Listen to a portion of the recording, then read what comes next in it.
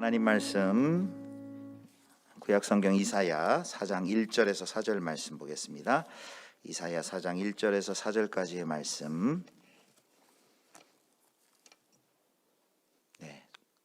공동체 성경 읽기로 준비됐습니다. 우리 같이 공동체 성경 읽기로 듣도록 하겠습니다.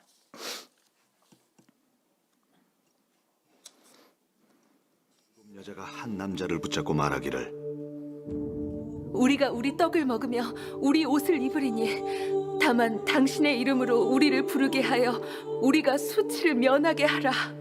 그날의 여호와의 싹이 아름답고 영화로울 것이요 그 땅의 소사는 이스라엘의 피난한 자를 위하여 영화롭고 아름다울 것이며, 시온에 남아있는 자, 예루살렘에 머물러 있는 자, 곧 예루살렘 안에 생존한 자 중 기록된 모든 사람은 거룩하다 칭함을 얻으리니, 이는 주께서 심판하는 영과 소멸하는 영으로 시온의 딸들의 더러움을 씻기시며 예루살렘의 피를 그 중에서 청결하게 하실 때가 됨이라. 반갑습니다. 수요일의 귀한 시간에 예배자들과 함께 또 온라인으로 참여하시는 모든 분들과 함께 한 시간 동안 강론할 수 있는 귀한 기회를 주신 우리 하나님과 교회 앞에 감사를 드립니다. 오늘 또 성가대에서 우리 누님들이 멋지게 찬양해 주셨는데, 저희 두 딸이 가장 좋아하는 찬송가거든요. 어렸을 때 자기들이 막 율동 만들어가면서 불렀던 찬송인데 그 찬양을 해주셔서 마치 알고 해주시는 것처럼 너무 기분이 좋았습니다. 오늘 제가 말씀을 읽고 말씀을 강해하는 설교가 아니라 여러분들과 함께 나누고 싶은 이야기들이 있어서 제가 설교는 아닙니다만, 이사야의 때와 지금의 때가 크게 다르지 않다, 이런 말씀으로 먼저 여러분들과 좀 생각을 해보려고 합니다. 이사야 때는 북쪽 이스라엘은 이미 망해버렸고 남쪽 유다마저 결국에는 바벨론에게 끌려갈 것이 뻔해 보이는 그런 상황이었습니다. 하나님은 이제 이 나라가 그렇게 포로로 끌려갈 것이다 이미 이사야에게 얘기하셨지만, 한편으로 이사야에게 내가 그러나 내 백성을 내가 친히 회복시키겠다, 그런 회복의 메시지도 주셨습니다. 마치 남편 되신 하나님을 등지고 욕심에 물들었던 그런 음란한 여인처럼 그 남쪽 유다 백성도 살아갔지만, 하나님이 그 시온을 깨끗하게 하시고 그 시온을 정결케 하시고 결국에는 그 시온을 회복시키실 것이다, 그런 말씀이 지금 이 음란한 세대를 통과하고 있는 우리 교회에게도 동일한 은혜가, 또 동일한 소망이 될 줄로 믿습니다. 우리가 이렇게 우리 주변을 살펴보면, 돌아보면 구분이 쓰러지는 것 같고 믿음은 끊어지는 것 같고 교회는 점점 힘을 잃는 것 같지만, 우리가 애를 써서 우리의 힘이 아니라 하나님이 이미 작정하신 계획 가운데에서 하나님은 교회를 승리케 하신다고 성경 말씀 가운데 분명히 약속하셨습니다. 그래서 그날이 언제가 될지 모르지만 우리는 소망을 갖고, 이사야 선지자도 보지 못했던 그 소망을 우리도 같은 소망을 가지고 바라보며 이 땅 우리가 놓여진 이 순간 최선을 다하여서 교회로 살아갈 뿐입니다. 오늘 제 강의의 제목은 탈교회 시대의 신앙 전수입니다. 잠깐 우리 화면을 좀 보여주시겠어요? 탈교회 시대의 신앙 전수. 지금 탈교회 시대다, 어떻게 넘어가야 되나요?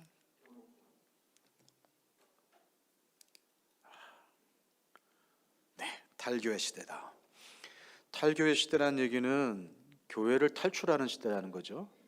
교회로 사람들이 몰려오는 시대가 아니라 사람들이 교회를 탈출하는 시대입니다.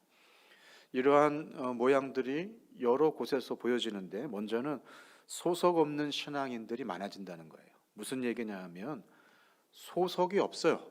신앙을 가졌는데 예수를 믿지만, 성경을 읽지만, 하나님을 알고 하나님을 기대하지만 교회에 소속되지 않은 신앙인들이 늘어나고 있다, 이런 말입니다. 영어로는 believing but not belonging, 믿지만 속하지 않은 사람들. 이게 예전에 무교회주의하고 좀 달라요. 여러 가지로 다른데, 교회의 필요를 못 느끼고 심지어 교회가 오히려 자기 신앙의 걸림돌이 된다고 생각을 해서 혼자서 혼자서 믿음 생활을 하고 있는 그런 소속 없는 신앙인들이 점점 많아지고 있습니다. 한국에서는 그들을 이제 가나안 성도 이렇게 불렀죠. 가나안 거꾸로 해보세요. 안 나가. 믿지만 안 나가는 거예요. 교회는. 교회 가면 뭐 헌신도 해야 되고 봉사도 해야 되고 관계도 맺어야 되고 뭔가 교회에서 해야 할 것들이 자신의 신앙에 도움이 된다기보단 오히려 걸림돌이 된다. 어떠한 이유로 그렇게 생각하는 사람들이 많아진다는 것입니다. 이런 문제가 한국 교회 안에 한 15년 전부터 대두가 되었는데 최근에 통계들을 살펴보면 믿는 자들의 약 20% 정도가 가나안 성도라고 합니다. 그러니까 기독교인이라고 종교란에다가 쓰긴 하지만 5명 중에 1명 정도는 교회에 소속되어 있지 않고 나오지 않는다, 그런 얘기죠. 또 하나는 무종교인의 증가입니다. 이게 뭐냐? 아예 종교를 가지고 있지 않는 사람들이 점점 증가하는 시대를 살아가고 있다는 것입니다. 사실 종교는 인간이 가지고 있는 가장 오래된 관습 중에 하나지 않습니까? 사실 인류가 출발할 때부터 종교는 있어 왔습니다. 여러 가지 형태로. 종교가 없는 인간의 삶이라는 건 생각할 수가 없는데 언젠가부터 문명화된 세계 속에서 종교인의 비율이 점점 줄어들고 있어요. 영어로는 spiritual but not religious라고 합니다. 영적이긴 해요. 사람은 영적일 수밖에 없습니다. 그래서 뭔가 영원한 것에 대한 기대 또는 사후에 대한 불안감, 뭔가 나보다 훨씬 큰 무한한 존재가 있다는 것을 이렇게 어렴풋이 알고 또 느끼고 있지만 종교는 거부하는, 종교적인 것에 대한 거부감을 가지고 있는 사람들이 점점 늘어난다는 것입니다. 실제로 2021년도 한국인의 종교생활과 의식조사 보고서에 의하면 한국 내에서 종교를 현재 가지고 있지 않은 사람들의 비율이 60%예요. 우리나라 역사 가운데서 가장 높습니다. 점점 늘어나고 있어요. 10명 중에 6명은 한 번도 종교를 가져보지 않았거나 아니면 예전에는 가졌더라도 현재 가지고 있지 않은 그런 상태라는 것입니다. 무종교인이 한국에서는 제일 많습니다. 이게 젊은 사람들 쪽으로 내려가면 더 심각해지는데요. 20대의 78%가 무종교인입니다. 지금 20대 청년들은 10명 중에 8명이 종교를 가져보지 않았거나 현재 종교 생활을 하고 있지 않는 그런 사람들입니다. 어떤 종교도 믿지 않는 사람들이 이제 절대 다수가 되어가는 상황 속에 있고요. 이 연령대가 예전에는 10대, 20대였는데 지금은 이제 30대, 40대로 점점 늘어나고 있어요. 20대들이 조금씩 나이를 먹으면서 30대가 될 것이고 이 추세가 계속된다면 앞으로 무종교인의 비율은 훨씬 더 많이 늘어나게 될 것입니다. 그래서 한국 내에 기독교인이 줄어드는 것 정도가 아니고요. 아예 종교 자체를 믿지 않는 사람들의 숫자가 이제 굉장히 많이 늘어나게 될 것입니다. 이건 우리나라만의 상황은 아닙니다. 지금 개발도상국을 제외한 문명화된 대부분의 국가에서 일어나고 있는 상황이고요. 종교 자체가 없어지고 있다, 그런 상황 속에 있습니다. 모든 연령대에서 종교인의 인구가 비율이 지금 감소하고 있습니다. 그러니까 영적인 것에 대한 관심은 있지만 종교적인 표현, 종교적인 어떤 활동, 종교 조직 이런 것에 대한 거부감을 가지고 있는 사람들이 아주 많아지고 있습니다. 결국에는 쉽게 얘기하면 지금 이제 믿음의 대가 끊어지고 있다는 거죠. 이걸 우리가 살아있을 때 우리 눈으로 보게 될 가능성이 지금 굉장히 높습니다. 이미 유럽은 믿음의 대가 끊어져 가고 있는 것이 확실해 보입니다. 우리나라의 최초의 선교사를 파송하였던 영국은 지금 개신교 비율이 4%가 안 되죠. 100명 중에 4명 정도만 예수님을 믿는 그런 상황입니다.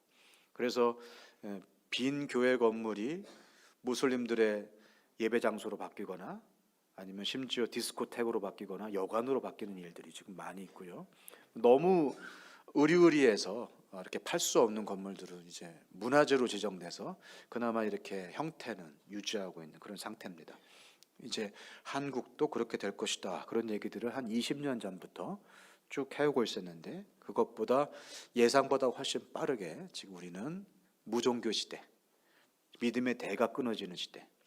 앞으로 20년, 30년 후에 우리 교회가 어떻게 될까 이렇게 생각을 할 때 마치 이사야 때처럼 구군이 쓰러져 가고 미래가 보이지 아니하는 바람 앞에 촛불과 같은 그런 시대를 지금 우리는 살고 있습니다. 우리가 지금 그런 때에 신앙 생활을 하고 있는 것입니다. 이럴 때에 교회는 이중고를 가지고 있어요. 이런 시대에. 왜 이중고냐? 첫 번째는 전도가 막히고 있습니다. 전도가 막힌다는 것은 외부인을 불러오는 데에 실패하고 있다는 것입니다. 그럴 수밖에 없죠. 종교에 대한 관심이 없는 시대니까, 종교에 대한 필요성을 못 느끼는 시대니까 교회 바깥의 사람들, 울타리 바깥의 사람들을 교회 안으로 불러들이는 전도, 교회 안으로 불러들여서 함께 가족이 되는, 예전에는 그렇게 자연스러웠던 과정들이 지금 굉장히 어렵게 변하고 있습니다. 전도가 막히고 있습니다. 노방 전도도 안 되고요. 뭐 그런 얘기 있지 않습니까? 전단지를 2만 장을 뿌리면 한 명이 올까 말까.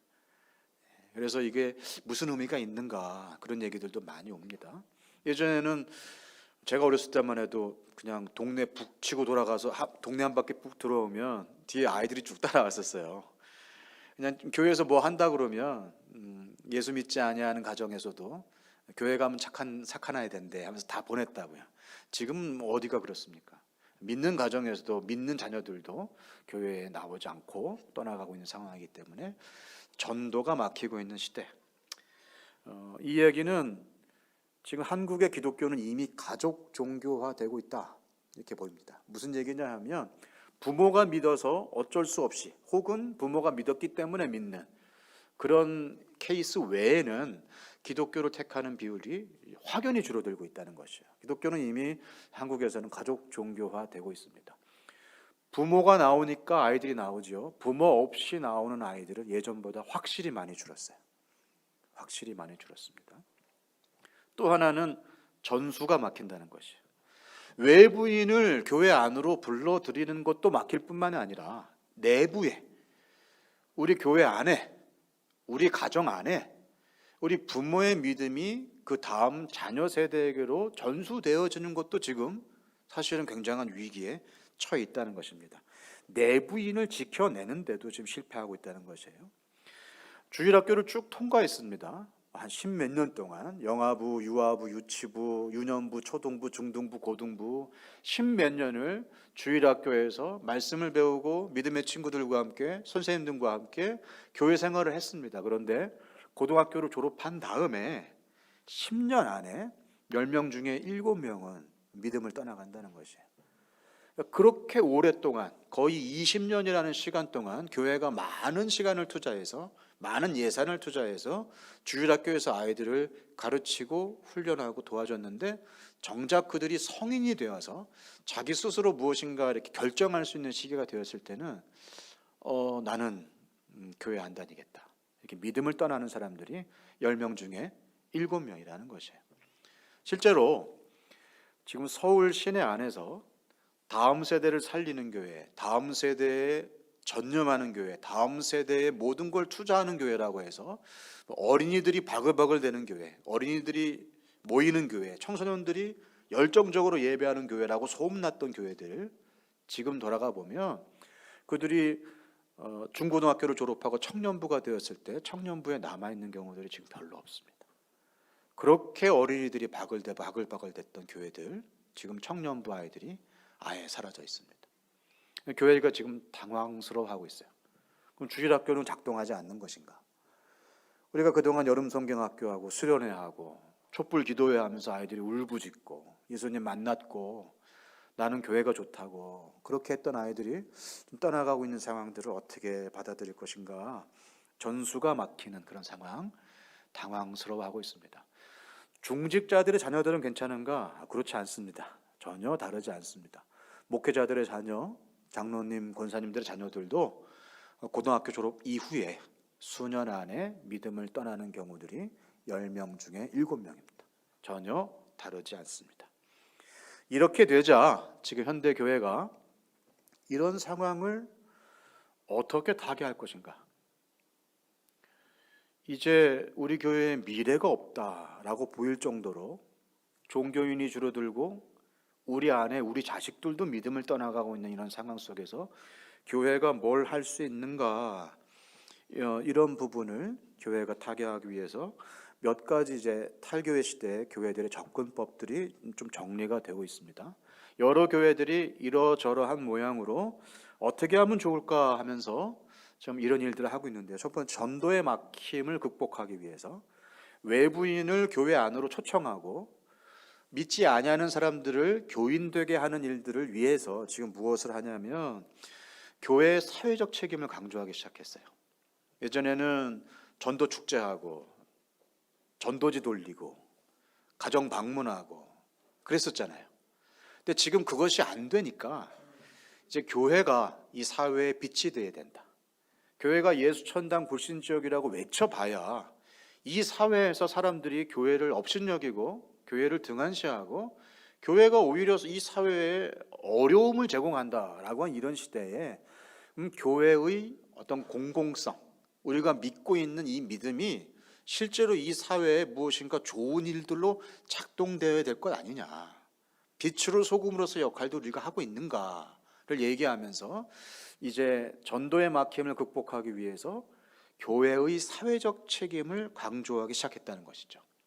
지역사회에 가서 봉사를 하기도 하고 지역사회의 불우한 이웃들에게 무조건적인 사랑을 베풀기도 하고 또 지역사회에 뭔가 도움이 될 만한 장학금을 기탁한다든지 지역사회에 필요한 무엇인가를 지어둔다든지, 마치 우리나라 기독교 전래 초기에 외국 선교사들이 병원을 짓고 학교를 짓고 먹을 것을 나눠줬던 것처럼 지금 무엇인가 21세기 버전으로 지금 이 땅을 살아가는 현대 교회가 이 세상에, 이 지역에 도움을 주기 위해서 이런 사회적 책임을 강조하기 시작했다는 것입니다.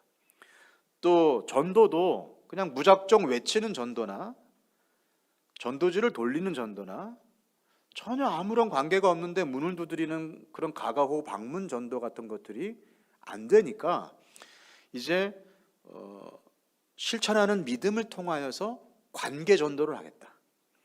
뭔가 기독교인이 멋진 삶을 보여주는 것을 통하여서 사람들에게 호감을 갖게 하고 관계를 맺게 하고 그 관계를 통해서 그들이 교회 안으로 이렇게 들어오게 하겠다라고 하는 이 두 가지 모양새들이 나오기 시작했습니다.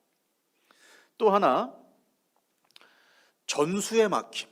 지금 다음 세대, 우리 자녀들도 믿음을 떠나가고 있는 상황에서 이 전수의 막힘을 극복하기 위해서 무엇을 하기 시작했는가? 한 10여 년 전부터 가정의 책임을 강조하기 시작했어요. 주일학교에서 20년을 키워도 안 되니까 이 무엇이 문제일까? 사실 최근 20년 동안, 최근 20, 30년 동안 주일학교는 정말 탁월하게 변모했거든요. 예전에 제가 어렸을 때는 주일학교에 뭐가 있습니까? 그냥 마룻바닥에 둘러앉아가지고 할 수 있는 게 별로 없었어요. 지금은 빔 프로젝터부터 시작해서 동영상에 무슨 게임에 도입할 수 있는 교육학적인 기법이라든지 교사들의 교육 수준이라든지 아니면 사역자들의 신학적인 또는 실천적인 어떤 그런 수준들도 예전에 비해서는 훨씬 더 높다고요. 그런데 그렇게 열심히 탁월하게 주일학교에서 아무리 가르쳐도 일주일에 한 번, 주일에 45분 분반 공부하는 시간을 통하여 이 아이들에게 믿음에 영향을 줄 수 있을 것인가? 사실은 더 많은 시간을 가정에서 보내고 있는데 가정에서 이들에게 믿음이 보여지고 믿음을 전수하는, 부모로부터 물려받는 믿음, 보고 배우는 믿음이 없는데 주일학교에서 행하는 것이 무슨 의미가 있겠는가 하는 이야기들을 하기 시작했다는 것입니다. 그래서 가정의 책임을 강조하기 시작했어요. 부모들이 자녀를 제자 삼아라. 주일학교에 맡기고 뒷짐지지 말고 부모들이 아이들에게 말씀을 가르치고 말씀을 들려주고 어머니의 무릎 위에서 아버지의 모범 가운데 아이들에게 믿음이 무엇인지를 삶으로 보여줘라, 이런 얘기들을 교회가 하기 시작했습니다. 제가 세대통합 사역을 한국에 처음 이렇게 소개했었던 10여 년 전만 해도 세대통합, 가정에서의 신앙 전수라는 생각은 교회가 해본 적이 없었어요. 근데 지금은 이런 얘기를 제가 설명할 필요가 없이 거의 모든 교회, 100교회면 99교회가 다 가정의 책임을 강조하고 있습니다. 여러분 어떻게 느끼세요? 맞아, 그렇게 했어야 됐는데 라고 가슴을 치시는 분도 있지만, 어떤 분들은 여태까지 교회에게 맡겨만 주시면 우리가 확실하게 예수님의 제자로 키우겠다고, 그런 뉘앙스로, 그런 태도로 교회로 아이들을 불러 모으더니 이제 와서 갑자기 가정에게 모든 책임을 돌리는 것 같은 그런 불편함을 느끼는 분들도 나오기 시작했다는 것입니다. 사실 가정은 가정에서 자녀들을 신앙으로 양육할 만한 근력, 시력, 판단력, 실행력을 잃어버린 지 오래예요. 가정은 이미 영적으로 피폐한 상황 속에 있습니다. 지난 20년 동안 가정은 초토화됐어요. 가정에서 믿음이 보여질 수도 없고 들려질 수도 없는 상황입니다. 근데 지금 갑자기 그 전쟁터로 우리 아이들을 돌려보내는 것 같은, 그래서 안전한 곳이라고 생각했었던 교회가 아니라 전쟁터로 내몰린 아이들을 어떻게 해야 되나라고 하는 고민을 하고 있는 부모들이 사실 더 많아진 상황입니다. 어찌됐건 이제 가정의 책임을 강조하고 부모의 책임을 강조하면서 부모의 역할을 훈련하는 것이 최근 모든 현대교회의 과제처럼 됐습니다. 어떻게 하면 부모를 잘 훈련시켜서 우리 교회 내 아이들이라도 신앙을 전수할 수 있을 것인가. 그래서 가정 예배를 이렇게 해라, 아이들과 함께 큐티를 이렇게 해라, 가정에서도 아이들과 함께 가정 예배를 드리고 어떤 책을 가지고 어떤 활동을 통하여서 우리 아이들에게 기본적인 신앙 훈련은 부모들이 할 수 있도록 훈련시키자라고 하는 것이 지금 많은 교회들의 숙제입니다. 실제로 그렇게 하고 있고요. 제가 모르긴 몰라도 예수비전교회도 분명히 그렇게 할 것이라고 압니다. 그렇지요? 지금 가정의 책임과 부모의 역할을 강조하고요. 어떤 교회는 세대통합 예배를 드리기도 시작했습니다. 20년 동안 자기들끼리만 예배 드리다가 20년 동안 늘 한두 살밖에 차이 안 나는 또래들하고만 쭉 예배를 드렸잖아요. 유아부, 유치부, 유년부, 초등부, 중등부, 고등부. 그러다가 갑자기 고등학교 졸업하자마자 어른들과 함께 예배 드리는 상황을 이제 아이들이 당황스러워하는 거죠. 그래서 청년부가 생긴 거고, 대학 졸업하니까 또 교회에 와서 예배를 드려야 되는데 또 당황스럽죠. 그래서 청년 2부가 생긴 거고요. 그랬는데 청년 2부가 돼서 결혼을 했어요. 그래서 또 어른들과 함께 예배를 드려야 되는데 당황스럽죠. 그래서 청년 3부, 새가정부, 막 어떻게 이름을 붙여서든 자기들끼리만, 또래들끼리만 예배하고 싶어하는 그런 상황들 속에 있습니다. 그렇게 어떻게 믿음 생활하는지 믿음의 선배들의 모습을 볼 수 없는 상황들을 현대교회가 만들어 놓은 거 아닌가. 이렇게 연령대별로 잘라놓고 예배하면, 그러니까 가르치면 교육적인 효과는 높을 수는 있겠지만 신앙이라는 게 가르치는 게 아니잖아요. 앉혀놓고 이렇게 칠판을 가지고 자, 예수교리 1번 그런다고 예수교리가 생기는 게 아니지 않습니까? 신앙은 물려받는 것이어서 공동체 안에서 앞서가고 있는 믿음의 선배들의 훌륭한 모습, 그들의 사랑의 모습, 제자로서의 결단들을 보면서 쫓아가는 거거든요. 그래서 지난 30년 동안 우리가 갈라놓고 다음 세대는 다음 세대끼리 예배하고 어른들은 어른끼리 예배하고 훈련을 하든 봉사를 하든 뭘 하든 자기들끼리만 하게 되어 있는 이런 상황들이 결국에는 믿음의 신앙 전수에 악영향을 주었다. 이런 깨달음 때문에 세대 통합 예배를 하는 교회들도 생겨나기 시작했습니다. 다 같이 앉아서 어른들이 어떻게 예배하는지를 아이들도 보게 하는 거죠.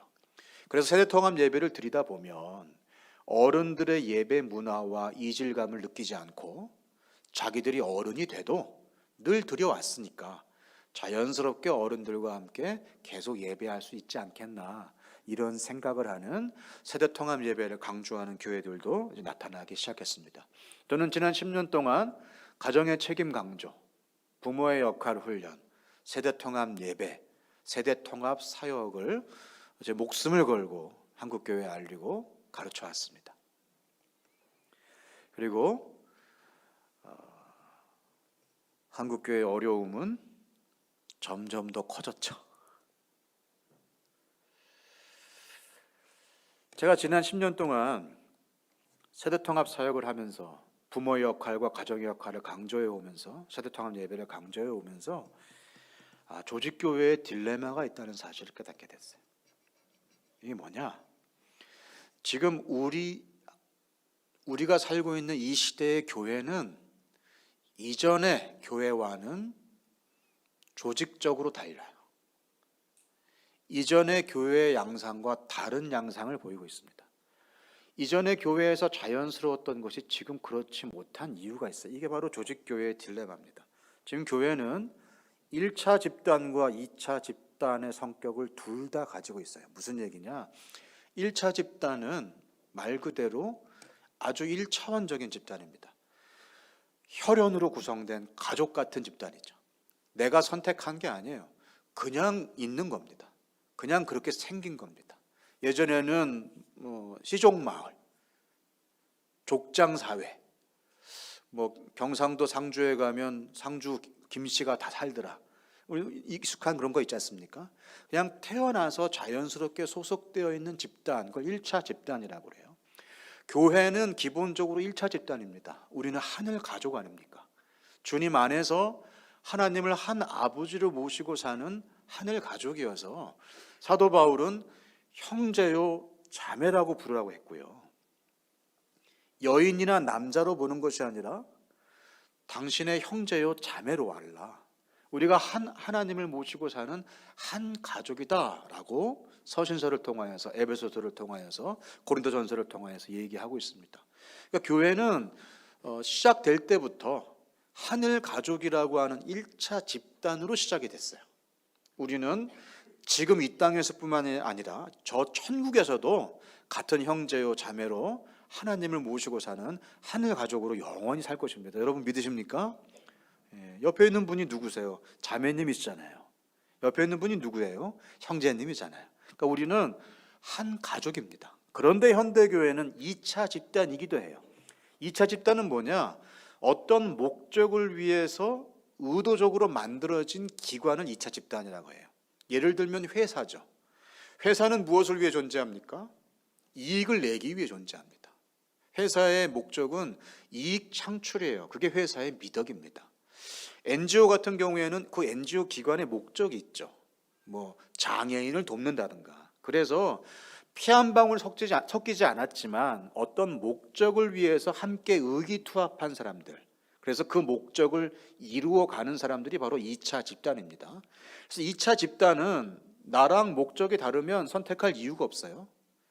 그리고 목적이 변질되거나 이 집단의 어떤 양태가 달라지면 탈퇴하거나 포기하거나 다른 집단으로 얼마든지 옮겨갈 수가 있습니다. 1차 집단은 그렇지 않아요. 1차 집단이 마음에 들지 않는다고 해서 포기하거나 탈퇴할 수 없습니다. 제가 김씨 집안에 태어나고 싶어서 태어난 게 아니에요.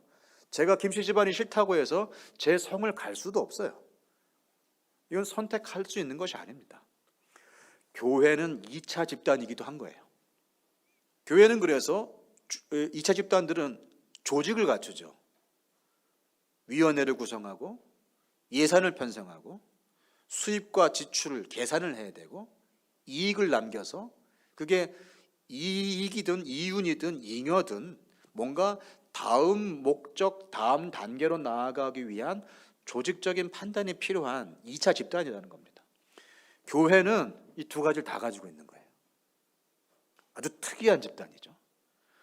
공동체이기도 하면서 운명 공동체, 가족 공동체이기도 하면서 특정한 목적을 위해서 함께 모인 뜻을 같이 한 사람들의 조직과 예산과 계획과 실행과 평가가 필요한 2차 집단이기도 하라는 얘기입니다. 여기서부터 교회는 딜레마를 갖습니다. 교회는 우리가 형제인이 서로 사랑하라고 얘기합니다. 그러나 조직을 갖춰야 되기 때문에 투표를 하고 누군 당선이 되고 누구는 떨어집니다. 교회는 누구나 다 우리가 10손가락 깨물어서 아픈 손가락이 어딨냐 라고 얘기하지만 교회 안에 조직 원활한 운영을 위하여서 탁월한 사람을 선발하고 일할 수 있는 사람들에게 일이 몰리고 성과를 내지 않으면 어떤 조직이나 부서가 없어지기도 하고 예산을 편성해야 되고 예산을 위해서 경쟁하기도 하고 숫자를 세고 계산을 합니다. 그러니 사람들이 헷갈리는 거예요. 형제를 사랑하라, 하나님의 사랑을 보이라라고 얘기하면서 헌금 계좌를 열고 돈을 계산하고 어떤 목적을 가지고 프로젝트를 만들고 진행하는 이런 모습이 사람들에게는 혼란스러운 그런 효과를 준다는 것입니다. 현대교회가 원래 교회는 온전한 1차 집단이었는데 점점 시간이 지날수록 2차 집단의 특성들이 더 많아졌고 지금은 1차 집단의 특성들은 많이 사라지고 2차 집단으로서 교회가 세상 가운데 펼쳐지고 있습니다. 그래서 교회가 아무리 1차 집단으로서의 메시지, 형제 사랑, 가족 사랑, 공동체를 얘기해도 세상은 그걸 어떻게 받아들이죠? 2차 집단으로서 회원을 모집하고 재정을 불리고 세력을 불려서 그들의 목적을 달성하기 위한 어프로치로 본다는 것입니다. 이게 바로 현대교회의 어려움이에요. 그래서 문명화된 나라에서 그러니까 조직화가 발전되고 무엇인가 시스템이 갖추어져 있는 나라와 그런 나라 속의 교회일수록 점점 사람들이 교회됨에 대하여서 의문을 갖게 되고 교회와 성경이 말하고 있는 내용 사이에 괴리감을 느끼게 되고 교회가 그래서야 되는가라고 하면서 교회를 등지게 되는 것입니다. 지금 우리가 어떤 상황이 있는지 아시겠죠? 예전에 교회는 1차 집단이었어요. 제가 어릴 때만 해도 그랬습니다. 교회 안에 들어와서 빨가벗고 뛰어다녀도 천둥벌거숭이 같은 저를 교회 안에 어른들이 삼촌처럼 고모처럼 이모처럼 아버지처럼 업어 키워주셨어요. 쟤 누구냐 하지 않았어요. 김집사네 둘째네 바로 알았어요. 교회는 가족이었어요. 그러나 지금은 1년 내내 한 교회를 다니면서도 얼굴 한 번 쳐다보지 않고 말 한 번 섞지 않아도 얼마든지 교회 생활이 가능한 그런 시대가 되어버렸습니다.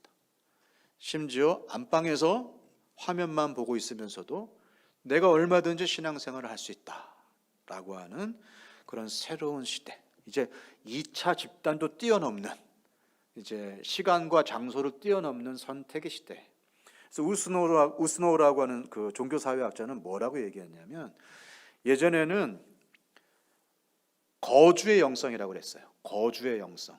어떤 장소 혹은 공동체 안에 거주하면 그 안에서 자연스럽게 영적인 형성이 되고 영적인 유익과 성장이 있었어요. 근데 지금은 어떤 장소, 어떤 공동체에 매이질 않아요, 사람들이.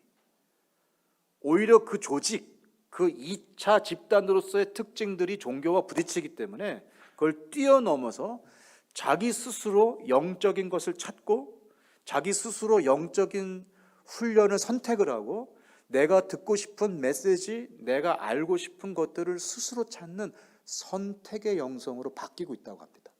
거주의 영성에서 선택의 영성으로 바뀌고 있다는 것은 굉장히 교회에게 큰 도전입니다. 왜냐하면 우리는 본질적으로 가족이기 때문에 그래요.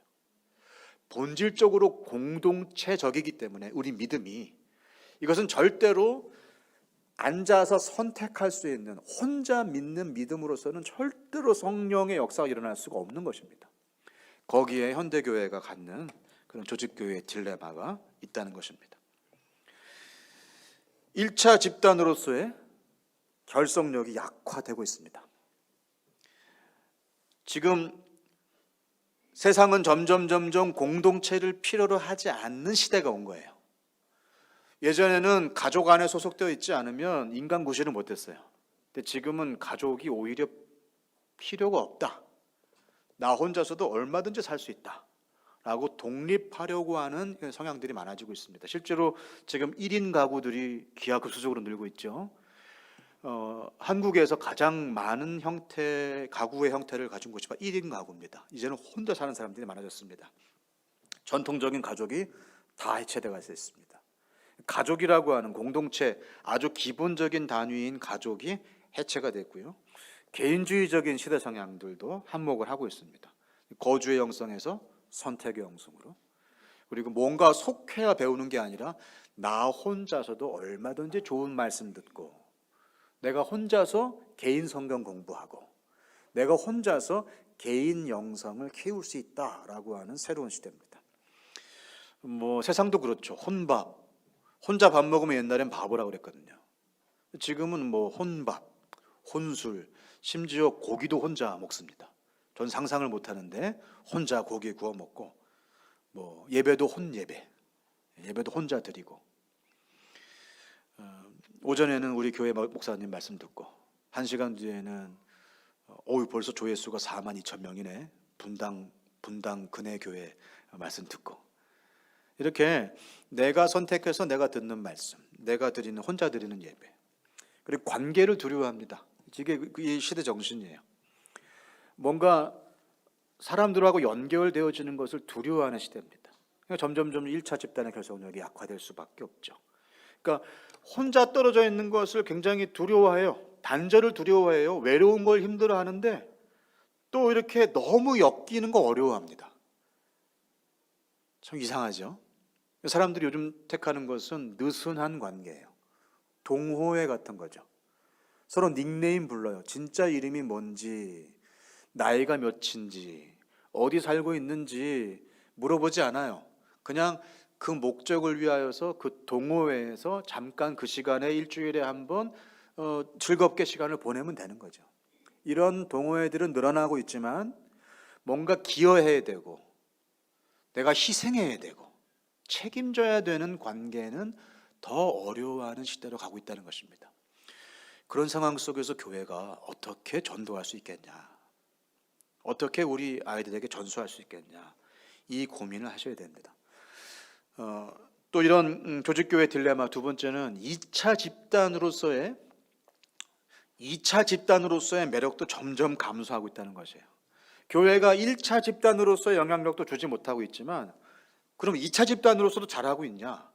뭔가 목적을 가지고 교회에 왔어요. 교회에 뭔가 유익을 누리기 위해서 교회를 이용하려고 왔어요. 예전에는 그런 사람들이 있었단 말이에요. 그런데 정말 이제 교회가 그런 목적을 가진 사람들에게조차도 뭔가 유익을 줄 수 있겠는가? 교회의 2차 집단으로서의 매력 역시도 감소하고 있다는 것입니다. 사회관계망이 발전돼서 그래요. 예를 들면 여러분이 이해하기 쉽게, 예전에는 미국에 이민을 갔으면 믿든 믿지 않든 무조건 교회 가야 됐습니다. 왜냐하면 교회를 가지 않으면 사람 만날 수가 없어요. 이민사회에 들어갈 수가 없습니다. 이민사회에 적응하기 위해서라도 무조건 교회에 들어가서 거기에서 비즈니스가 파생이 되고, 거기에서 관계가 생기고 친구가 생기고, 그러다가 예수님 믿는 사람들이 지금 이민교회에 굉장히 많습니다. 근데 지금 이민교회에, 이민사회에 이민교회로 오는 사람들이 없다는 것이에요. 예전에는 교회에 와야 알 수 있었던 정보들을 지금은 사회관계망, SNS, 페이스북, 카톡방, 단체 이런 걸 통하여서 얼마든지 누릴 수 있거든요. 제가 4년 동안 살았던 달라스에도요, 달라스의 한국 교민들이 8만 명 정도가 그때 있었는데, 교회에 속한 사람들은 그렇게 많지 않습니다. 미국에 오기 전부터 이미 달사랑, 달라스를 사랑하는 사람들의 모임이 있어요. 믿지 않냐는 사람들의 모임. 거기에서 달라스 지역의 한인 비즈니스에 대한 모든 정보들을 다 알고, 그들과 동호회, 친목 관계를 맺고, 오자마자 그들과 함께 골프 모임하면서 교회가 아니어도 얼마든지 인간관계를 맺을 수 있거든요. 그러니까 2차 집단으로서도 교회는 매력이 떨어지고 있는 거죠.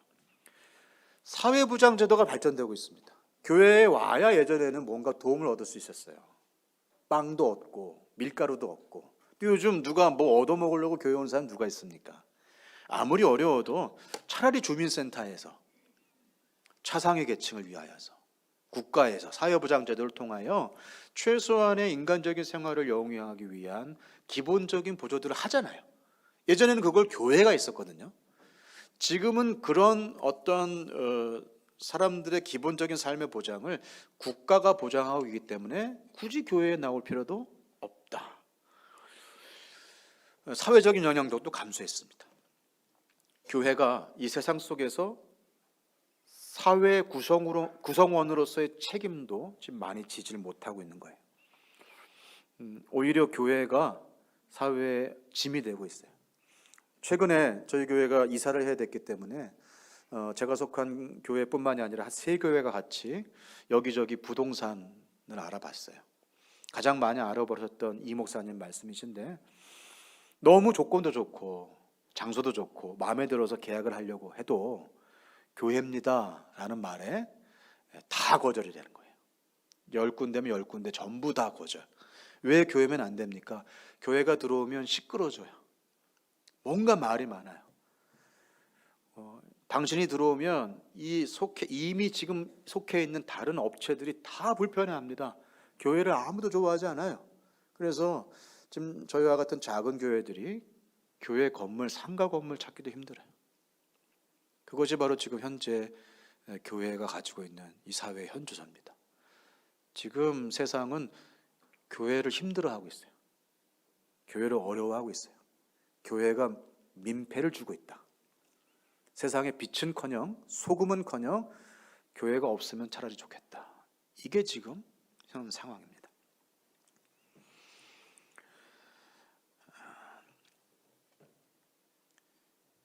잘 해보려고 우리는 조직을 꾸미고 잘 해보려고 일을 벌일수록 오히려 종교기관의 조직화된 움직임, 그러니까 1차 집단의 메시지를 가지고 완전히 2차 집단처럼 보이는 이런 교회의 모임에 세상은 등을 돌리고 있습니다. 자, 그럼 어떻게 이걸 극복할 수 있을까요? 이게 현주소입니다. 그러니까 지금 전도가 안 돼, 애들이 안 믿어, 이렇게 막연히 얘기하시면 안 돼요. 왜 전도가 안 되는지 아시겠죠? 왜 전수가 안 되는지 아시겠죠? 지금 교회가 가지고 있는 1차 집단, 공동체성은 사라지고 2차 집단, 우리는 그동안 2차 집단에 많은 시간을 들였는데 이것마저도 세상에서 빛을 내지 못하고 있는 이런 상황 속에서 이 딜레마를 어떻게 극복할 것인가? 전도도 안 되고 전수도 안 되는 상황을 어떻게 극복할 것인가? 이것이 저와 여러분의 숙제입니다.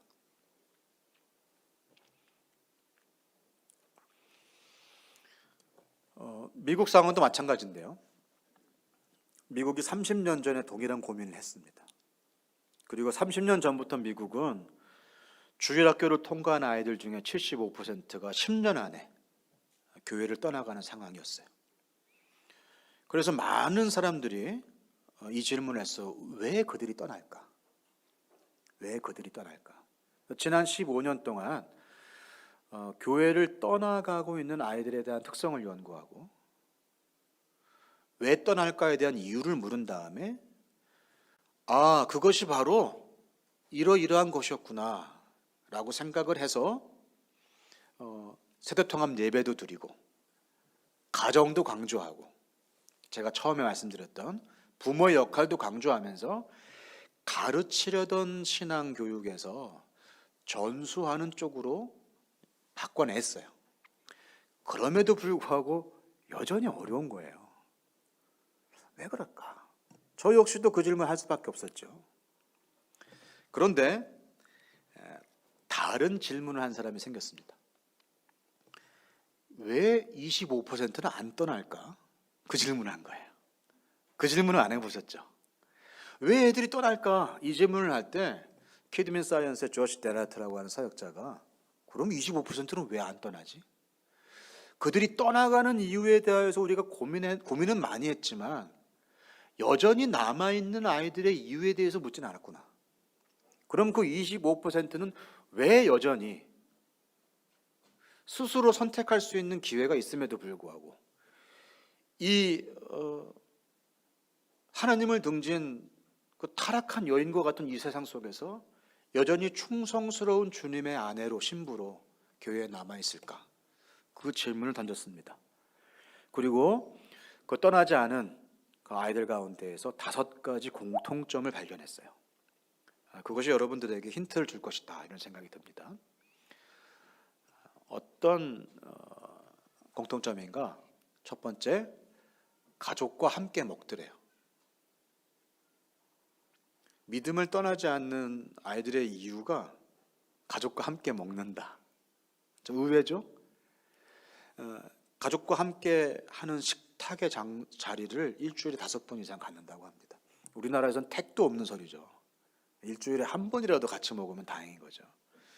두 번째, 가족과 함께 봉사한다고 합니다. 믿음을 떠나지 아니하는 아이들의 공통점 두 번째는 그들은 교회 안에서 가족과 함께 자연스럽게 교회의 어떤 부분에서 봉사를 하고 있대요. 그것이 무엇이든 함께 봉사하더라. 세 번째, 주중에도 예배하더라. 주중에 수요 예배를 온다는 것인지 아니면 가정 예배를 한다는 것인지 다 포함된 거예요. 그 무엇이든 일주일에 한 번 또는 한 달에 한두 번 주일에 교회에 오는 아이들이 아니라 이 아이들은 꼭 주일뿐만이 아니라 주중에도 어떤 영적인 훈련과 참여와 예배와 말씀에 대한 상고함의 시간을 갖더라. 이게 공통점이랍니다. 네 번째, 아주 어린 나이 때부터 교회의 주일학교와 연결되어 있더라. 이게 굉장히 중요한 얘기였어요.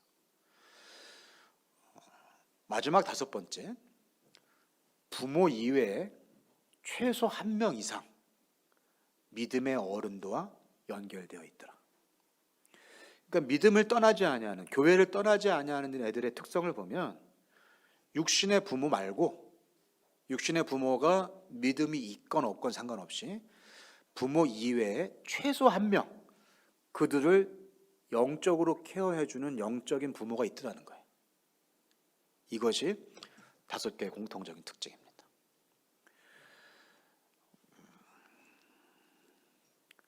주의할 점이 있습니다.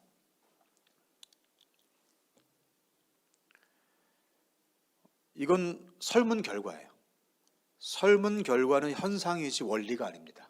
아, 저렇구나. 우리도 이렇게 해야겠다. 그렇게 생각하시면 안 돼요. 저건 드러난 현상일 뿐이지 저 밑에 깔려있는 시대와 환경을 막론하고 언제든지 작동하는 그 원리는 아니에요. 그 원리를 발견하셔야 저것을 우리식으로 만들어낼 수가 있습니다. 무조건 밥 먹으면 된다, 그거 아니에요. 함께 밥 먹는 것이 무슨 역할을 할까? 일주일에 한 번 주중에 예배를 드리는 것이 무슨 역할을 할까? 그 안에 깔려있는 원리가 중요합니다. 이건 진단과 원리를 찾는 그 참고 사항으로는 볼 수가 있지만 여기에서 원리를 참으시면 안 됩니다. 이걸 통하여서 성경의 관점을 가지고 그 밑에 있는 원리를 찾아내셔야 됩니다. 그걸 위하여서 저는 지난 10년 동안 말씀을 상고하였습니다. 창세기 3장, 신명기 6장, 시편 78편, 디모데후서 2장, 에베소서 4장, 5장, 6장, 디도서, 성경 여기저기에서 이사야 4장, 이사야 44장, 여기저기에서 공통적으로 계속하여 어떻게 하나님이 그 신앙을 그 다음 세대에게 하나님의 방법으로 물려주고 계신가, 그리고 그것을 위하여서 하나님의 사람들을 어떻게 사용하고 계시는가를 볼 수 있었습니다. 여러분들에게 제 고민의 결과, 그 원리 2가지를 말씀드리겠습니다. 이 5가지가 중요한데요, 이 5가지는 이 2가지 위에 있는 것이에요. 연결과 동행입니다. 연결과 동행, 그것이 교회 바깥에 있는 사람들을 교회 안으로 초대할 수 있는 하나님이 기뻐하시는 원리입니다. 연결과 동행, 그것이 바로 교회 안에 있는 우리의 다음 세대에게 신앙을 전수하는 하나님이 기뻐하시는 원리입니다. 이 연결해주고 함께 걸어가주는 동행, 이것이 있을 때 신앙은 아름답게 그 다음 세대에게로 전수되어졌던 것들을 성경이 말하고 있고 역사가 이야기하고 있고 지금의 모든 연구 결과가 보여주고 있는 것입니다. 저는 오늘 예수비전교회에 와서 예수비전교회에 이 강단 오른편에 붙어 있는 예수 비전으로 복 있는 교회, 이 비전이 참으로 기뻤습니다. 하나님과 세상을 잇고 교회와 이 사회를 잇고 일산과 저 천국을 잇고 부모 세대와 다음 세대를 잇는 이 연결이 우리 신앙의 근본 원리입니다. 우리가 존재하는 근본 원리입니다. 그리고 함께 걸어가면서 함께 신앙을 생각하고 상고하고 나누고 누리고 영향을 주고받는 것, 그것이 바로 아름답게 신앙을 전수하는 방법입니다. 저는 오늘 예수비전교회 가서 왼편에 걸려있는 올해 표를 보고 깜짝 놀랐습니다. 실천사항에 공동체 성경 읽기. 혼자 개인 성경 공부가 유행했던 때가 있었어요. 혼자 읽는 것이 아니라 함께 읽는 성경 말씀이 사실은 1세기 교회의 예배의 형식의 전부였어요. 그리고 함께 공동체 성경 읽기는 실제로 사람들의 심령을 깨우치고 변화시키는 하나님의 독특한 방법이었어요. 수문학 광장에서 학사 에스라가 하나님의 말씀을 들어 읽자 그 포로 회복기의 백성들은 그 자리에서 울었어요. 그냥 말씀을 들려주기만 하였는데 70년 포로 생활을 끝내고 돌아와서 폐허 위에서 다시 이 나라를 세우고자 하시는 하나님의 마음을 그 자리에서 느꼈어요. 연결과 동행, 그것이 바로 이 시대의 전도와 전수의 원리가 되어야 됩니다. 1차 집단으로서의 공동체성을 회복하되 지금 2차 집단이 이미 되어져 버렸다는 이 교회의 이미지를 우리는 고려하면서 이 연결과 동행으로 접근해야 된다. 이 말씀을 먼저 드리도록 하겠습니다. 이 연결과 동행은 하나님이 먼저 일하시는 방법이기도 합니다. 삼위 하나님의 구원 사역의 핵심이기도 하십니다. 하나님은 연결하시는 하나님이십니다. 예수님은 이 땅과 하나님 사이를 연결하시기 위하여 이 땅에 다리로 오셨습니다. 십자가에서 죽으시고 부활하셔서 예수님을 통하여 하나님께 누구든지 나아갈 수 있게 하시는 구원의 다리가 되어 주셨습니다. 성령님은 지금도 우리 안에 함께 하시면서 거하시면서 우리와 동행하셔서 이미 이루어 놓으신 예수님의 구원이 우리 삶에 적용될 수 있도록 우리 매일의 삶에 영향을 주십니다. 다시 말해서 하나님은 이 땅을 구원하시기 위해서 연결과 동행을 사용하셨습니다. 우리 역시 작은 예수로서 예수님처럼 살아야 할 예수님의 제자로서 이 연결과 동행이 여러분 삶과 주일학교의 사역과 우리 교회의 비전이 되어야 될 줄로 믿습니다. 이 연결과 동행을 이 교회의 딜레마, 조직교회의 딜레마를 극복할 대원리로 삼으시기를 바랍니다. 제가 여러분들에게 이 연결과 동행을 위한 5가지 제언을 먼저 드리도록 하겠습니다. 1차 집단이면서도 2차 집단인 현대 조직교회 안에서 어떻게 하면 이 가족으로서의 연결과 가족으로서의 동행이 일어날 수 있을까? 어떻게 하면 그들이 우리가 2차 집단으로 우리의 목적을 위해 조직적인 프로젝트를 하고 있구나.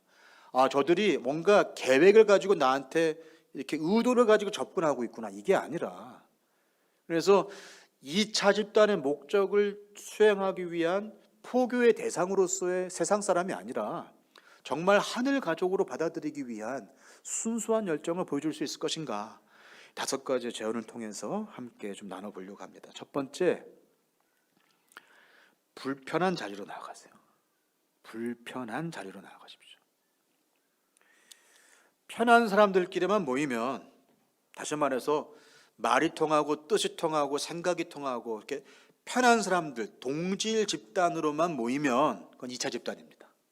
동호회죠. 조직이죠. 그건 교회가 아니에요. 불편한 사람과 함께 거하는 것, 함께 연결되고 동행하는 것이 원래 교회의 모습이었습니다. 헬라인과 유대인이, 종과 자유자가, 여종과 남주인이 함께 그리스도 안에서 한 형제요 한 자매로 지어져 가는 것이 교회 아닙니까?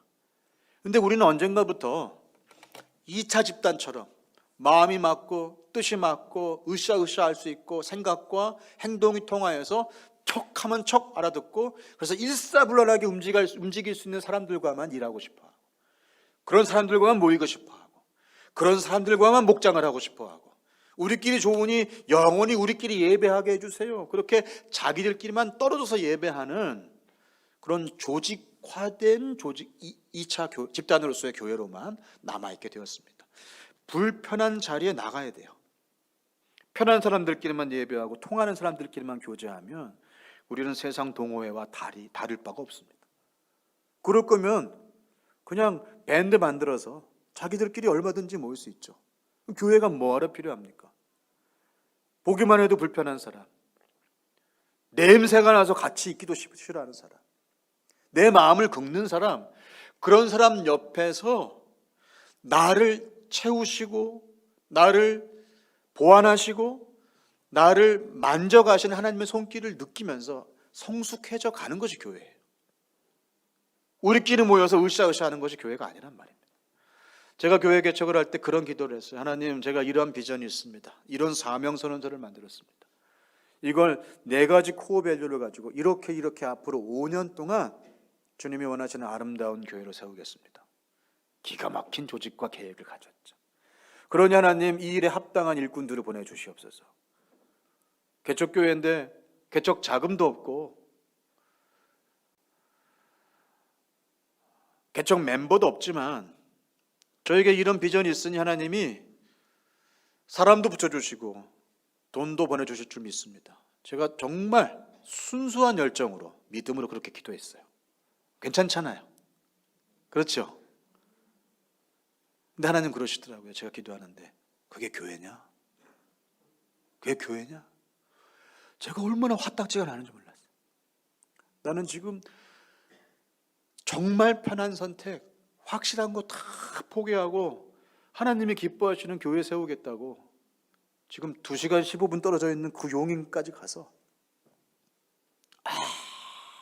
아무도 다른 사람, 인간적인 도움 구하지 아니하고 주님만 붙잡고 일꾼 보내달라고 기도하는데 하나님, 그게 무슨 얘기입니까? 그게 교회라니요. 하나님 그러시는 거예요. 그게 무슨 교회냐? 클럽이네, 클럽. 라이온스 클럽이네. 좋은 목표를 가지고 멀쩡한 사람들끼리 모여서 으쌰으쌰해서 이 마을에 도움을 주겠다고? 라이온스 클럽이네. 교회는 그런 데가 아니야. 교회는 그런 데가 아니야. 교회는 조직하는 게 아니야. 교회는 태어나는 거야.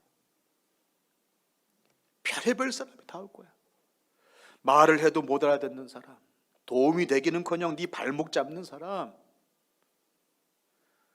다른 사람들 왔다가 깜짝 놀라서 돌아갈 만한 사람, 아예 인생에 소망이 보이지 않는 사람, 개선의 여지가 없는 사람, 그런 죄인들이 모여서 성령 하나님이 빚어가시는 게 교회야. 멀쩡한 사람들끼리 모여서 하려면 동호회 해라. 나 그런 교회 필요 없다. 주님 그러시는 거예요. 우리가 언젠가부터 교회가 멀쩡해야, 조직적으로 완전하고 효율적으로 돌아가야 잘 될 거라고 생각을 해요. 사랑의 하나님이 언제 우리를 효율적으로 사랑하십니까? 사랑은 효율적이지 않아요. 사랑은 원래 바보 같아요. 사랑은 미련한 거지요. 사랑은 막 넘치는 거예요. 막 흘러 넘치는 거예요. 어이, 그거 아까워라. 아깝긴 뭐가 아까워요. 하나도 안 아까워요, 사랑하면. 그게 사랑이잖아요. 딱 맞는 예산을 가지고 딱 그 시간 안에 최고의 효과를 누리기 위한 조직으로서의 교회, 거기서 무슨 하나님의 사랑과 긍휼과 은혜를 누릴 수 있겠습니까? 우리가 내 편한 사람들과 모여서 일하려면 동호회 가시면 돼요. 주민센터 가시면 여러분이 도울 일 되게 많습니다. 그게 이 마을에 도움을 줄 수 있는 유일한 방법일 수도 있어요. 교회는 마을에 도움을 주기 위해 존재하지 않습니다. 마을에 생명을 주기 위해서 있어요. 우리는 세상과 경쟁해서 세상보다 조금 나은 걸 주려고 하는 사람들이 아니에요. 세상이 줄 수 없는 생명을 전해줘야 되잖아요. 어느 누구도 필요 없다고 하는 사람, 냄새난다고 꺼리는 사람, 조직에 하나 도움 안 되는 사람, 그 옆에 앉아서 동행하는 게 교회예요. 우리가 그럴 때 교회의 모습을 회복할 겁니다. 불편한 자리로 나아갔어요. 말이 안 통하는 청년 옆에서 함께 이야기해 줄 수 있는 70대 할아버지가 있으면 그 교회 성장할 겁니다. 정말 벽을 마주하는 것 같은 노인들과 함께 앉아서 커피 한 잔 할 수 있는 20대 청년이 있을 때 하나님이 그 교회를 아름답게 쓰실 거예요. 나이가 차이 나도, 환경이가 차이 나도, 월 수입이 차이 나도, 선호가 달라도, 하나도 매력적인 것이 없어도 그 옆에 앉아주는 게 교육이에요. 여러분, 분반 공부 시간에 공과책을 탁월하게 가르치는 것이 교사의 일이 아니라 그 불편한 아이, 그 불편한 시간 끝까지 앉아서 그 이야기를 들어주고 그 아이와 만나주고, 그래서 그 아이가 교회와 연결되도록 하는 것이 교사의 일이에요. 우리는 지금 불편한 자리를 피하고 있어요. 현대교회. 여러분은 어떠십니까? 기꺼이 불편한 예배를 드리세요. 세대통합 예배는 한국에서 안 됩니다. 세대통합 예배하는 교회 지난 10년 동안 제가 그토록 예배했는데 세대통합 예배를 했던 모든 교회들이 다 어려움을 겪었어요. 왜 그럴까요? 불편해요. 애들 빽빽 울죠. 설교에 집중은 안 되죠.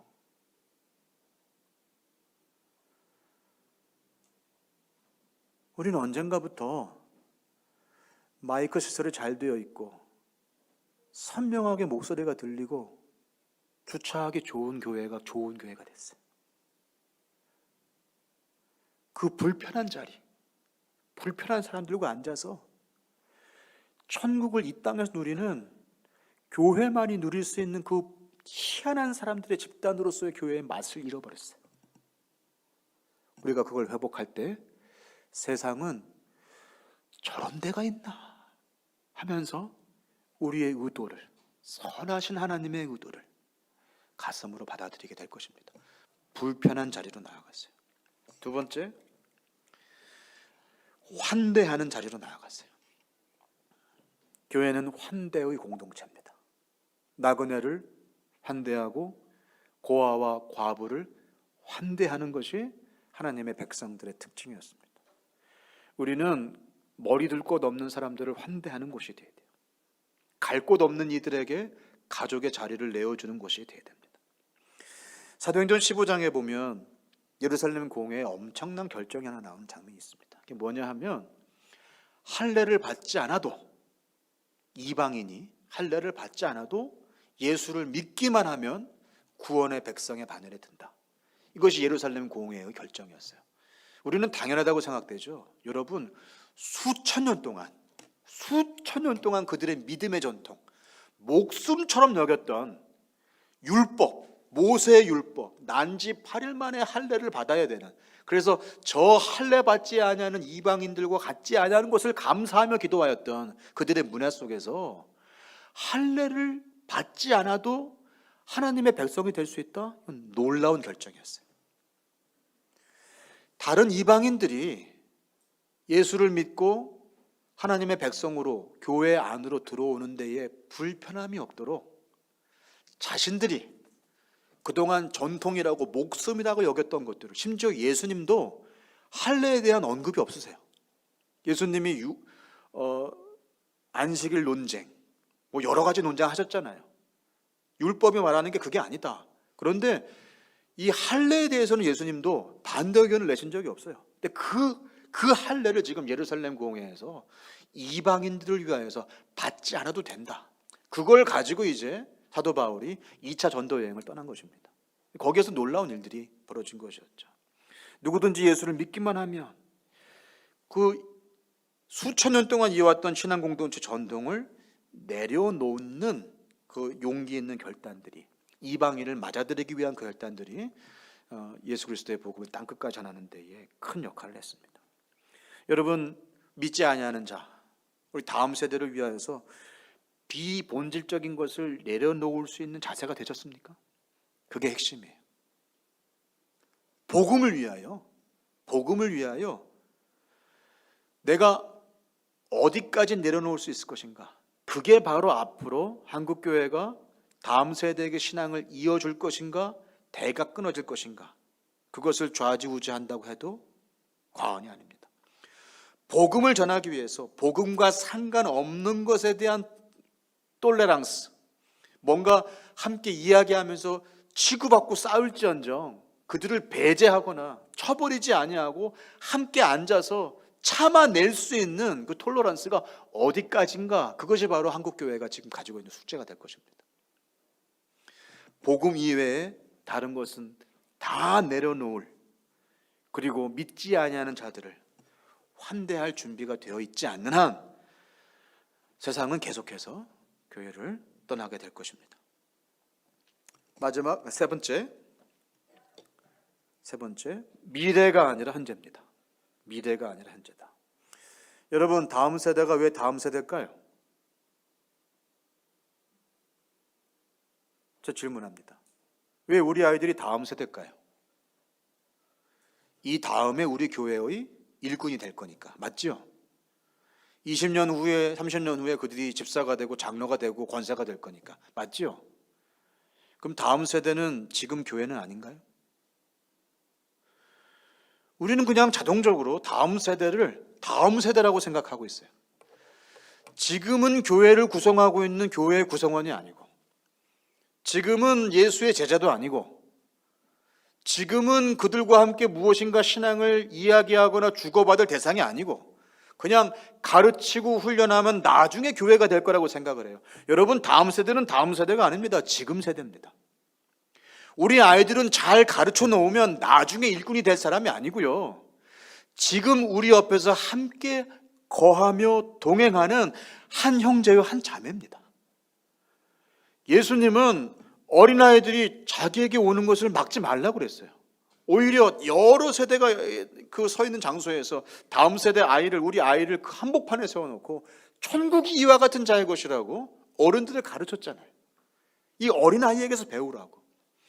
여러분, 우리가 다음 세대에게서 배울 것이 얼마나 많은지 모릅니다.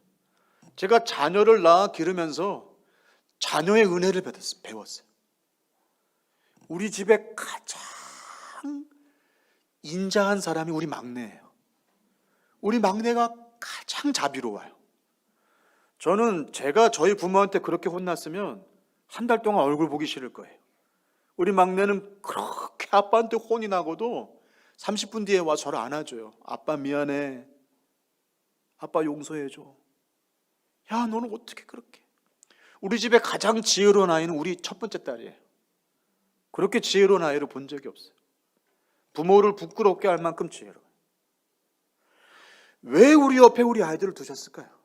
이 아이들을 통하여 배우라는 것이에요. 제가 어느 교회를 가도 공통적으로 알 수 있는 것이 있어요. 아마 예수비전교회도 마찬가지일 겁니다. 예수비전교회에서 가장 크게 찬양하고 가장 하나님을 정말 다른 생각 없이 하나님을 맞이하며 경배하는 사람들은 7살 성도일 겁니다. 7살 유치부 성도만큼 그렇게 하나님을 순수하게 찬양하고 예배하는 사람들 제가 본 적이 없어요. 유치부 가보세요. 감동입니다. 감동. 하나님이 이런 자들을 기뻐하지 않을 수 없을 겁니다.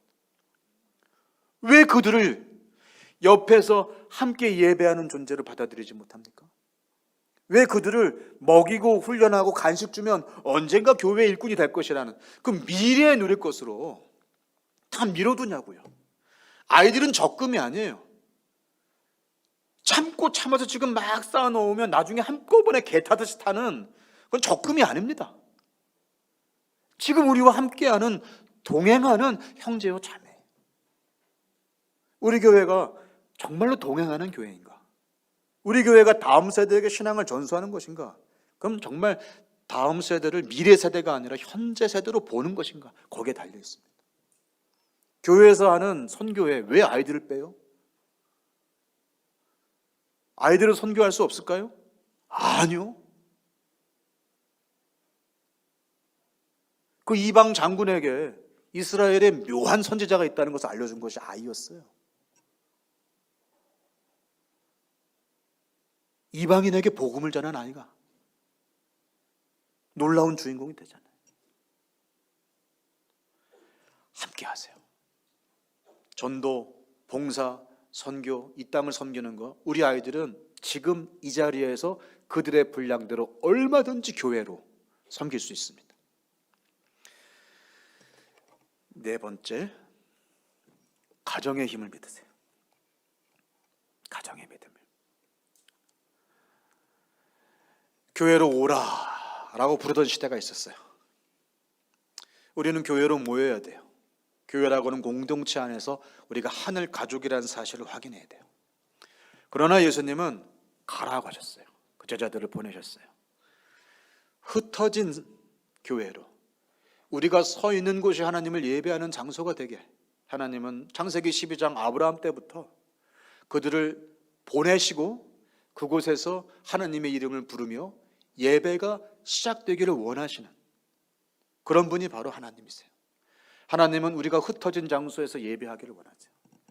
한국교회가 정말 우리의 믿음을 다음 세대에게 전하기 원한다면 대예배, 일요일 대예배가 아니라 흩어져 살아내는 여러분의 가정, 그것이 목장이든 여러분의 직장이든 학교든 거리 골목이든 그것이 바로 우리의 예배 장소가 되어질 때 우리는 살아있는 신앙을 우리가 함께 살아가고 있는 이 세상 사람들에게 2차 집단 조직화된 교회가 아니라 살아가고 있는 이 사회의 구성원으로서 1차 집단으로서 하나님의 사랑을 보여줄 수 있는 놀라운 일들이 일어날 것이에요.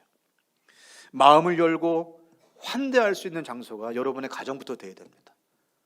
불편한 사람과 함께 그 불편함을 감수하는 예배가 여러분 가정에서부터 시작이 돼야 될 거예요. 옆집에 누가 왔어요. 왜 그냥 놔둡니까? 초대하세요. 불편하죠? 멋쩍죠? 어색하죠? 먹이고 선물 주고 환대하고 길거리의 사람 환대하고 도와주고 동행하고 직장의 사람 환대하고 있어주고 동행하고 연결하고 그것이 바로 전도고 그것이 바로 전수입니다. 교회에서 일어나는 프로젝트, 교회에서 일어나는 이벤트, 교회에서 일어나는 행사가 아니고서는 도대체 전도와 전수가 일어나지 않는 이런 상황 속에서 다음 세대가 믿을 것이라고 얘기하는 거, 생각하는 거, 그게 양심 없는 거 아니겠습니까? 흩어져 살아내는 우리가 교회인데 일주일 내내 우리가 교회로서 역할을 하지 못하는데 일주일에 한 번 교회에서 하는 행사를 가지고 신앙 전수가 일어난다? 꿈도 꾸지 마세요. 여러분 가정이 환대와 동행, 연결과 동행, 그 장소 첫 번째가 되어야 됩니다. 먼저 관계가 형성될 수 있는 가장 좋은 환경, 여러분의 가정입니다. 그 어색함을 뛰어넘을 수 있는 가장 좋은 곳, 여러분의 가정입니다. 그 불편한 사람과 만나서 함께 가족으로 있을 수 있는 가장 좋은 곳, 그것이 바로 여러분의 가정입니다. 다음 세대에게 신앙을 전수할 수 있는 가장 좋은 곳, 바로 여러분의 가정입니다. 가정이 세상과 열방을 향한 전도와 선교의 첫 번째 장소, 포스트가 되게 하세요. 그럴 때 우리는 전도와 전수에 성공하게 될 것입니다. 마지막 다섯 번째, 예수가 핵심입니다. 우리가 세상과 연결되고 우리가 이 세상을 연결하고 우리가 세상과 동행하고 우리가 다음 세대와 동행하는 이유가 뭡니까? 그들이 누구와 연결되고 그들이 누구와 동행하기 위함입니까? 예수와 연결되는 겁니다. 교회가 아무리 지역사회와 친해도 지역사회에 예수를 보여주지 못하면 아무것도 아닙니다. 여러분이 아무리 여러분의 다음 세대와 불편한 자리에 같이 앉아서 젊은이들과 같이 호흡을 해도 그냥 같이 어울려 노는 것 정도로 끝나는 건 동호회예요. 세상 사람들이 훨씬 잘합니다. 그들이 예수와 연결되고 성령과 동행하지 않으면 아무것도 아닙니다. 우리 교회가 많은 돈을 들이고 가정 부흥을 위하여 이 세상에서의 공공선을 위하여 아무리 많은 재정을 들이고 시간을 들여도 그들이 예수와 연결되고 동행하지 않으면 아무것도 아닙니다. 그리고 이 일은 우리의 책임과 한계를 뛰어넘습니다. 예수와 동행하게 하는 일은 우리가 죽었다 깨어나도 우리가 할 수 없습니다. 부모가 아무리 열심히 해도 그 자녀가 믿음을 얼마든지 떠날 수 있습니다. 부모가 매일매일 믿음의 본을 보여줘도 그 자녀가 여러분의 걸음과는 반대편으로 달려갈 수 있습니다. 성경 안에 수많은 예가 있습니다. 다윗의 자식을 보세요. 히스기야의 아들을 보세요. 사무엘의 자식을 보세요. 모세의 손자를 보세요. 그 위대한 신앙 인물들의 자녀들은 믿음을 떠났습니다. 그것이 우리를 겸손하게 만듭니다. 이것은 우리가 이런 조직을 가지고 이런 프로젝트로 이렇게 물어붙이면 우리 교회의 다음 세대가 믿음을 갖게 될 것이다. 그런 생각을 아예 하지 못하도록 우리에게 우리의 시선을 주님과 성령께 돌리도록 요구하고 있습니다. 예수와 연결되는 것, 그것은 주님의 일입니다. 그러면 우리가 죽었다 깨어나도 하지 못하는 이 일을 우리는 왜 할까? 우리는 왜 가정을 세우고 세상과 교회를 잇고 부모 세대와 다음 세대를 잇는 일에 이토록 헌신해야 되며 또 주님 앞에 이 일을 계속해서 해야 될까? 주님이 명령하시기 때문입니다. 이렇게 하면 믿기 때문에 하는 게 아니라 이렇게 하라고 명령하시기 때문에 우리는 합니다. 여러분, 100% 먹히는 전도법이 있나요? 그런 게 어디 있어요? 우리가 아무리 전도를 해도 우리는 죽었다 깨어나도 그들로 하여금 믿게 할 수 없습니다. 우리가 설득력이 있어서 믿는 게 아닙니다. 성령이 역사해야 믿습니다. 똑같습니다. 우리가 아무리 다음 세대와 동행하고 다음 세대를 환대하며 세상 사람들을 맞이하고 그들을 섬긴다 할지라도 우리는 죽었다 깨어나도 그들을 그리스도의 사람으로 만들어낼 수 없습니다. 성령의 일입니다. 그러나 하나님은 그것을 우리에게 명령하고 계십니다. 하나님은 혼자서 하실 수 있는 일을 우리들과 함께 하기를 원하십니다. 그것이 우리의 영광입니다. 숙제가 아니라 우리의 영광입니다. 하나님이 해놓으실 일에 밥숟가락 얹을 수 있는 기회를 주신 거예요. 혼자서 충분하신 분이 우리가 필요하다고 하십니다. 그것이 우리의 영광입니다. 불편한 자리로 나아가 우리를 환대하신 하나님처럼 그들을 환대하며 미래 세대가 아니라 현재 세대로 함께 거하며 가정 가운데에서 이 일들을 이루어 나갈 때 예수가 연결되고 성령이 동행하시는 연결과 동행의 일이 우리 교회 가운데 일어날 줄로 믿습니다.